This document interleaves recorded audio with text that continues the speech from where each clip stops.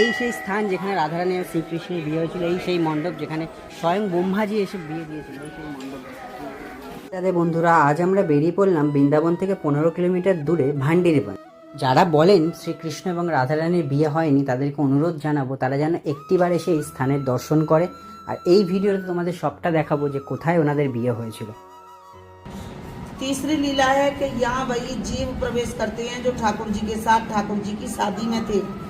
यहाँ तो आज राधा रानी की कृपा हुई है, तो 5000 वर्ष के बाद आप लोग भांडीवन में दर्शन करने के लिए आए हैं। এই স্থানেই শ্রীকৃষ্ণ রাধারানীকে সিঁদুরদান করেছিল।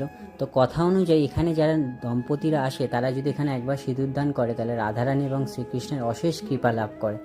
কথা অনুযায়ী আমিও শিবাঙ্গীর মাথায় সিঁদুর পরিয়ে দিলাম আর রাধারানী এবং শ্রীকৃষ্ণকে সাক্ষী রাখলাম। রাধারানী আর শ্রীকৃষ্ণের বিয়ে হয়েছিল এই সেই মণ্ডপ যেখানে স্বয়ং ব্রহ্মাজি এসে বিয়ে দিয়েছিল, এই সেই মণ্ডপ।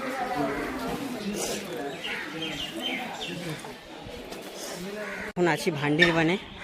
তো ভান্ডিরবানের একটু কিছু কথা তোমাদের সাথে শেয়ার করি।